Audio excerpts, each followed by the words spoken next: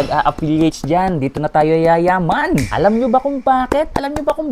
Dahil sa laki ng commission na binibigay ng seller na to, ewan ko na lang kung hindi ka pa yumaman dito. Ito nga pala yung Metro Sanis na sunglasses. Tingnan nyo, napakaganda ng box. Ito naman yung pinaka sunglasses, nakalagay na mismo rito sa kanyang pouch. At meron na rin pamunas. Sa sunglasses na to, napakaganda rin ng quality. 400 pesos. Tingnan nyo dyan, nasa 200 plus ang commission mga kaibigan. At pag tinignan mo yung sunglass, napakaganda rin ng quality. O, di ba? Polarized na to mga kaibigan ha. Kaya po pwede to sa mga nagdadrive, nagmomotor ng kotse. Magiging maganda yung paningin mo sa paligid mo. Ito ang ganda ng quality, oh, di ba? Pwedeng pambabae, pwedeng panlalaki. And ang yun nga ang pinaka the best nun. Sa halagang 400 pesos na pagbili mo nito, pag prinomote mo siya, worth 200 pesos mga kaibigan ang magiging commission mo. Di ba? Pangkaraniwan mga 30, 40 or 50 pesos lang yung commission ng mga ganitong sunglasses. So ano ba hinihintay mo? Tingnan mo dyan. Pag nakita mo na malaki yung commission, i-check out mo na.